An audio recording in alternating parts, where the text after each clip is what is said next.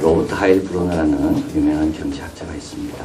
돌아가셨는데요. 25권의 책을 적었습니다. 그중에 제일 유명한 책이 또 제일 명저, 고전에 가까운 책이 두 권 있는데, 하나는 그 월들리 필로소프라는 경제 사상가들, 경제학자들을 소개한 세속적인 철학자들 번역될 수 있는 월들리 필로소프라는 책이 하나가 있고, 또 하나는 최근에 이제 한국에서 번역돼 나왔는데요. 자본주의는 어디서 와서 어디로 가는가라는 이 책입니다. 이 자본주의는 어디서 와서 어디로 가는가 이 책을 보다 보면 참 배우는 게 많이 있고, 역시 대가다운 그런 통찰력 있는 내용이 이 책에는 많이 있습니다. 경제 문제는 결국 희소성에서 비롯되는 거죠. 우리가 뭐가 많이 있다면 뭐 경제학적으로 생각할 필요가 뭐가 있겠습니까? 부족하니까, 또 항상 있지 못하니까 합리적으로 선택해야 되고, 또 경제적으로 결정해야 되고, 경제학이라는 게 발전하게 된 이유도 바로 희소성에서부터 비롯되는 겁니다. 그런데 이 저자는 희소성이라는 것은 자연으로만 오는 것은 아니라고 말합니다. 경제적 수준이 기초적인 생존의 수준을 넘어서면 인간은 만족해야 되는데, 그런데 또 다른 필요를 갖게 된다는 겁니다. 부자가 되면 만족해야 되는데 심리적 경험으로서의 희소성은 더 커져간다는 겁니다. 지금 정도면 우리는 더 이상 바랄 것이 없어야 되는데 지금은 더 과거보다 바랄 게 더 많아진다는 겁니다. 그 이유가 왜 그러냐 하면 인간의 욕구는 고정된 것이 아니기 때문이라는 겁니다. 인간의 욕구는 항상 변한다. 인간의 욕구가 고정됐다면 우리는 이미 만족할 겁니다. 근데 하나가 만족되면 그 다음에 또 다른 새로운 욕구가 만들어지는 거. 그 만족되기 전에는 없었던 욕구가 또 만들어지는 거죠. 많은 것을 생산해낼수록 인간의 욕구의 범위도 그만큼 더 늘어난다는 겁니다. 그런 말합니다. 우리의 욕망은 훨씬 더 경제 발전보다 쟁걸음으로 앞섭니다. 경제가 발전하면 그것보다 욕망은 그것보다 더 앞에 가 있는 거예요. 그래서 항상 부족을 느끼고 경제 문제라는 굴레에서 인간은 벗어날 수가 없다. 왜 인간은 항상 경제 문제로 고민하는가? 욕망 때문에. 희소성이란 자연만이 아니라 인간 본성의 원인이 있다. 그래서 희소성이라는 것은 네이처에서만 오는 게 아니라 휴먼 네이처, 인간 본성에서 온다. 그래서 경제학은 물리적 환경의 결핍만 다뤄서는 되지 않고 해결되지 않는 겁니다. 경제 문제는 인간의 욕망이 변하기 때문에 해결될 경우가 없는 거죠. 인간의 욕망을 똑같은 관심사로 경제학은 다루어야만 됩니다. 하나님 말씀하십니다. 자족하는 마음이 있으면 경건은 큰 이익이 됩니다. 우리 하나님 말씀하십니다. 받는 것보다 주는 것이 더 복되다. 여러분 많이 받으면 행복할 것 같나요? 아닙니다. 그거 받으면 그 다음 또 다른 것도 받고 싶어요. 그거 말고 딴 거 바라게 돼요. 진짜 행복해지고 싶으면 주면 돼요. 주는 사람이 받을 때 기쁨과 비교할 수 없는 새로운 차원의 기쁨을 누리는 겁니다. 성벽이 완성됐습니다. 52일 만에요. 많은 사람 비웃었습니다. 기숙자들이 아니거든요. 여성들이고 또 대제사장들이고 금장색이고 상고들이고 그들이 어떻게 성벽을 짓나? 노아가 어떻게 방주를 짓고 모세가 어떻게 백성을 인도합니까? 입이 둔한데 52일 만에 끝났습니다. 하나님 도와주셨어요. 겸손했기 때문에. 그리고 비난이 있으면 있을수록 비난의 관점에서 자기를 보지 않고 기도해서 하나님의 관점에서 자기를 보면서 더 열심히 일하면서 그러다 보니까 50일 만에 끝났어요. 여러분 여기서 중요한 거는 형통했습니다. 그래서 받았죠. 그 다음에는요. 주님께 드려야 됩니다. 형통해서 받았습니까? 그 다음에는요. 주님께 이게 봉헌입니다. 그래서 오늘 성벽을 봉헌합니다. 봉헌 뜻은 무슨 뜻인가 하면 소유권을 주님께 드리는 겁니다. 다 받았어요, 내가. 특별히 이 자기 집 앞에 건물을 건축을 했거든요. 성벽을. 자기 집 앞부분. 그렇기 때문에 어떻게 보면 자기 것을 주장할 이유가 더 많은 겁니다. 그런데 그것을 하나님께 다 드립니다. 하나님이 알아서 쓰십시오. 이게 봉헌입니다.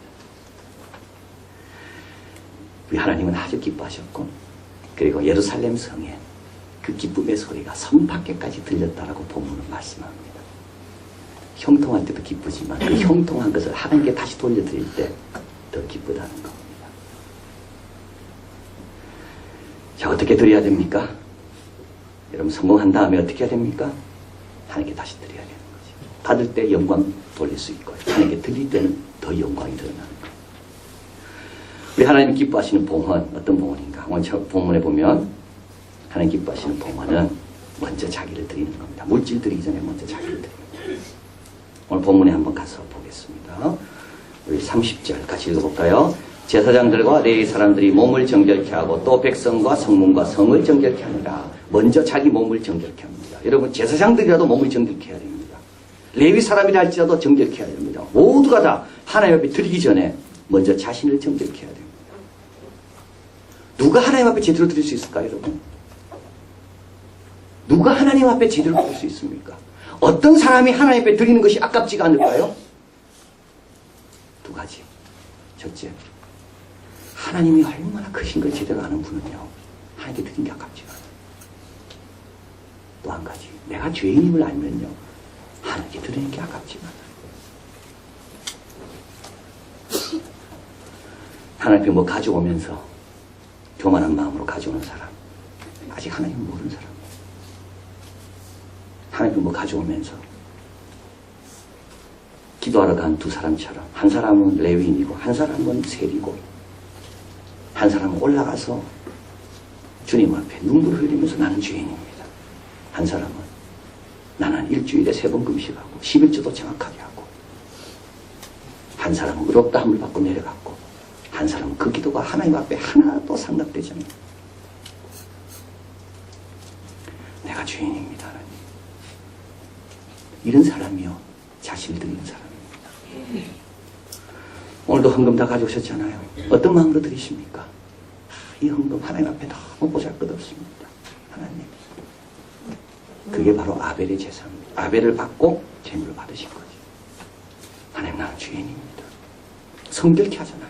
제사장도 레위인도 하나님 앞에 드리기 전에 먼저 자기 죄를 지적 받는 것. 하나님 나는 죄인입니다. 참 내가 참 못쓸 짓 많이 했는데 그래도 하나님 앞에 순종하는 걸로 가져왔습니다. 이럴 때 주님 받으시는 거예요. 교만한 사람 안 가셔도 돼요. 우리 하는 사람, 우리 하나님 물질을 원하지 않아요. 우리 하는 사람 마음을 원하지. 교만한 사람 다시 가져갔어요. 다시 가져갔어요. 우리 하나님은 거지가 아니잖아요. 우리 하나님은 먼저 우리 자신을 바치시고 여러분 헌신도 누가 잘하는 줄 아십니까? 겸손한 사람이 헌신합니다. 내가 죄인인 줄 아는 사람은 주님께서 이런 죄인을 써주심을 감사하며 끝까지 헌신합니다. 베드로가 그랬죠. 나를 떠나소서 나는 죄인입니다. 이때 주님 말씀합니다. 나를 따르라. 네가 사람의 너프가 되리라. 여기가 출발점은 바로 죄인의 인식입니다. 바리새인들은 왜 쓰임받지 못했을까요, 여러분? 다 똑똑하고 막 잘하는 사람인데 왜 쓰임받지 못해? 교만하니까. 나 같은 사람은 당연히 쓰시겠지. 그런 사람 안 쓰십니다. 나 같은 죄인. 그게 아벨의 제사입니다. 그게 아벨. 그리고 그걸 주님께서 지금도 기다리시는 거죠. 자, 그래서 몸을 성결케 먼저 합니다. 이게 먼저입니다. 이게 먼저입니다. 몸을 성결케 하는 게 먼저입니다. 그리고 나서 봉헌하는 거예요. 두 번째로 우리 하나님께서 받으시는 거는요, 정성껏 준비한 걸 받으십니다. 오늘 본문에 보면 성벽일을 걷습니다. 그래서 이제 두 그룹으로 딱 나눠집니다. 느헤미야가 인도하는 한 그룹, 에스라가 인도하는, 에스라는 제사장, 느헤미야는 총독, 느헤미야는 평신도, 에스라는 성직자. 에스라는 성정과 율법, 느헤미야는 성벽, 행정. 이 둘이 합쳐져야지 예루살렘이 온전히 받쳐지게 됩니다. 그래서 벨리 게이트에서 출발합니다. 한 사람은 시계 방향으로, 한 사람은 시계 반대 방향으로, 한 그룹은. 그리고 성벽을 걷습니다. 그리고 양의 문, 쉿게이트에서 만납니다. 양의 문은요, 항상 열려있는 문입니다. 왜냐하면 하나님께 제사 드릴 것은 항상 필요하기 때문에. 성벽 위를 걷는다는 말은 뭡니까? 하나님 최선을 다 이렇게 견고한 성을 지었습니다. 그리고 잘 짓고 난 다음에 하나님께 드리는 거. 말라기에 보면 11절에 대한 내용이 많이 나오는데요. 말라기의 주제는 11절은 아닙니다. 말라기는 두 가지를 갖고 있습니다. 구약의 제일 마지막 책이 말라기죠. 근데 구약의 제일 마지막 책이 구약의 중심 사상 두 개를 요약해 줍니다. 하나는 사랑이고 하나는 공경입니다. 하나님의 사랑 어떻게 할 수 있나요? 택함 받은 것이 하나님의 사랑이라는 거예요. 공경 우리가 하나님께 드려야 어떻게 할 수 있나요? 하나님께 드리는 예물을 보면 할 수 있다는 거예요. 구약 성경에서 공경은 외적인 표현입니다. 외적으로 어떻게 표현하는 걸 보면 이 사람이 하나님을 공경하느냐 공경하지 않냐 금방 알 수 있다는 거예요.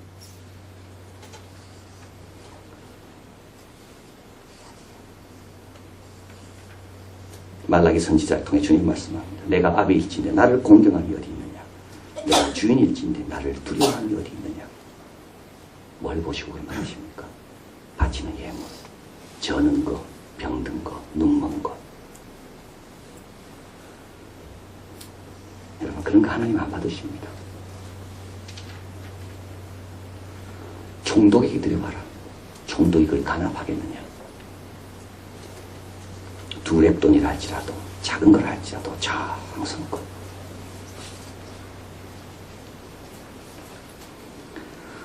작년 6월로 기억합니다. 작년 6월에요. 집사님 네 분이 좀 만나자고 해서 만났습니다. 주머니 속에서 뭘 꺼내요. 그게 뭐냐니까 20년 동안 근속했다고 회사에서 금메달을 줬는데 그분 표현에 의하면 이걸 받는 순간 이건 내 것이 아니다. 우리가 쓰기에는 너무 귀중한 것이다.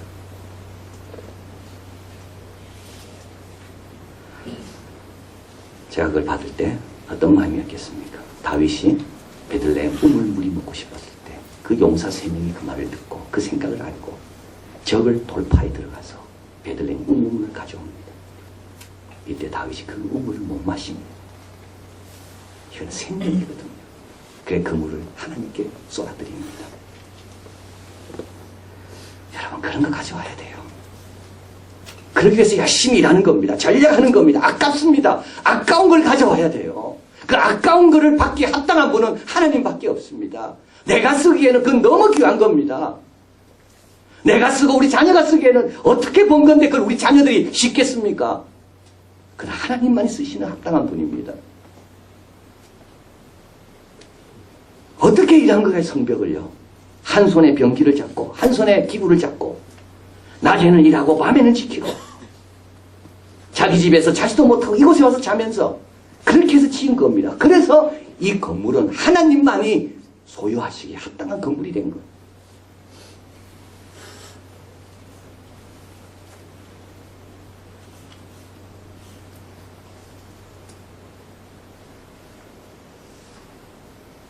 로마서 같이 한번 보겠습니다. 로마서 11장 35, 36절. 앞에 스크린인데 같이 읽겠습니다. 누가 주께 먼저 드려 갚으심을 받겠느냐. 이는 만물이 주에게서 나오고 주로 말미암고 주에게로 돌아갑니다. 영광이 그에게 세세히 있으리로다.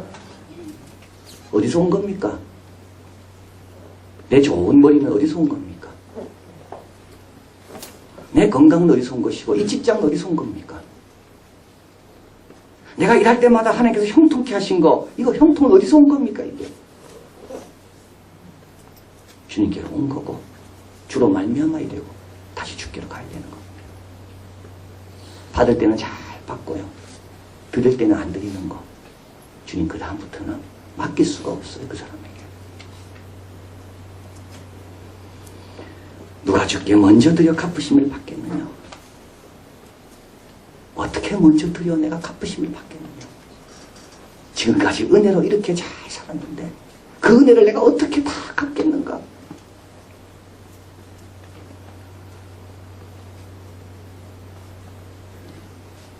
봉헌은 그런 것을 봉헌하는 겁니다. 아끼고 전략하고 참고 견디고. 자, 그래서 오늘 이 성벽을 하나님께 드리는 겁니다. 마지막으로 봉헌은 또 어떤 겁니까? 하나님 같이 계속 하는 겁니다. 오늘 이 성벽에 보면요, 성벽에 참여한, 봉헌에 참여한 사람이 많이 나옵니다. 유다의 방백도 있고, 레위인들도 있고, 그 이름들이 쭉 나오잖아요.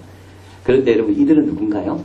성벽 지을 때는 돕지 못했던 사람들이에요. 레위인을 찾아옵니다. 동네 가가지고 다 찾아옵니다.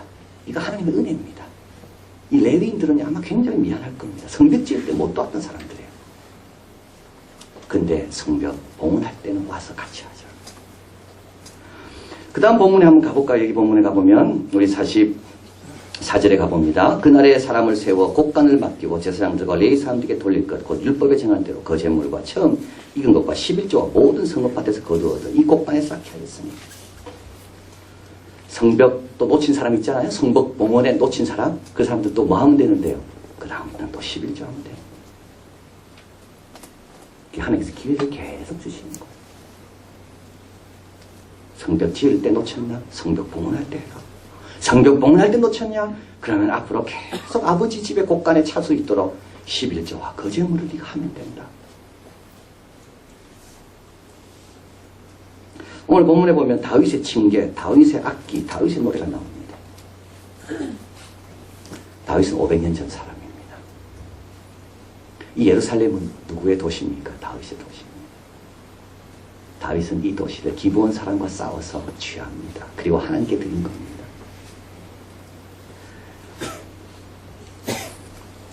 역대상 29장 14, 15절. 이건 다윗의 마지막 연설입니다.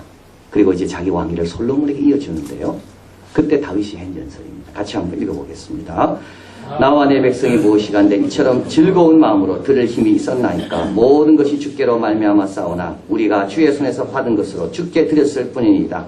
주 앞에서는 우리가 우리 열조보다 다름이 없이 나그네가 우거한 자라. 세상에 있는 날이 그림자와 같아서 머무름이 없나이다. 여러분, 머무름이 없는 우리 인생. 그런데 다윗은 그때 즐거이 드릴 마음이 있어서 드려놓으니까 주님께서 세상도 지나가고 정력도 지나가지만 다윗의 헌신을 기억하시고 영원히 기록해 놓으셨다는 겁니다. 그래서 하나님께서 여러분을 초청하시는 겁니다. 즐거이 드려라.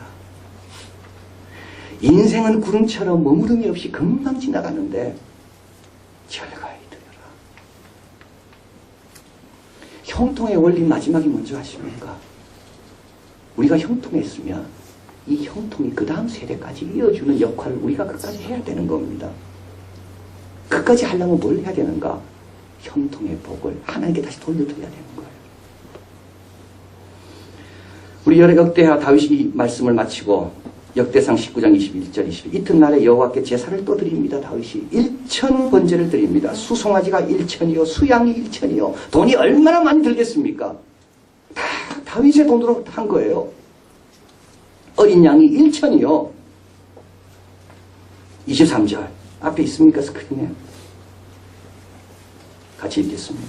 솔로몬이 여호와께서 주신 위에 앉아 붙인 다윗을 이어 왕이래요. 형통하니 솔로몬은 복 받았어요. 왜냐하면 붙임 때문에 형통하게 됐기 때문에.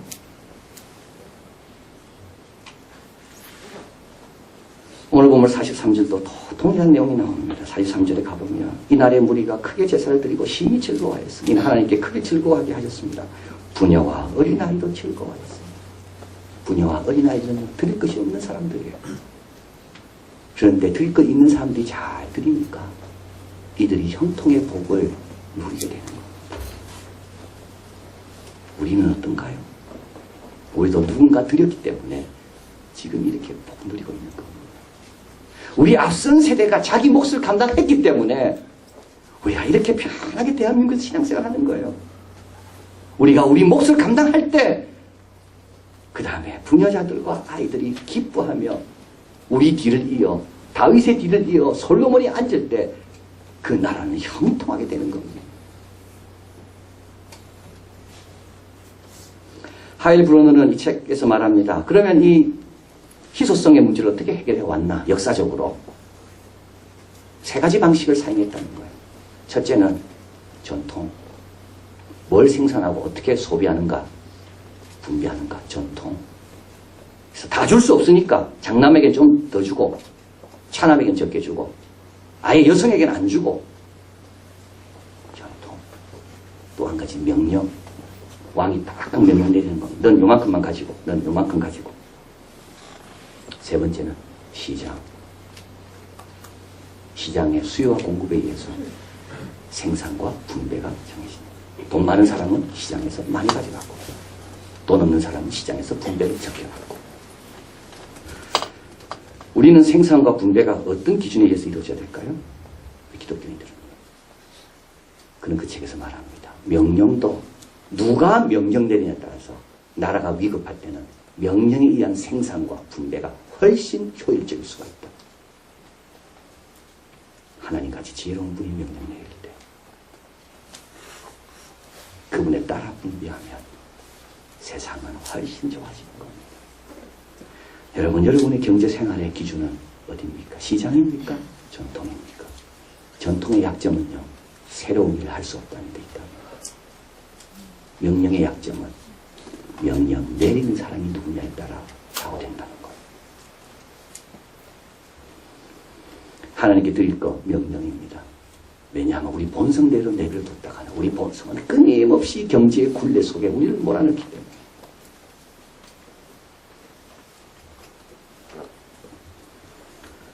다윗처럼 너의 명한 그 백성들처럼 하나님 명령에 잘 순종해서 즐거이 들이시고 구름처럼 머금이 없는 인생 속에서 영원히 남는, 그리고 꼭 기억하십시오. 주님 나라 올 때까지 드리는 사람의 물질을 통하여 하나님의 일은 계속 그때까지 많이 드리시고 형통의 복을 물려주는 귀한 종들 되시기를 진심으로 바랍니다.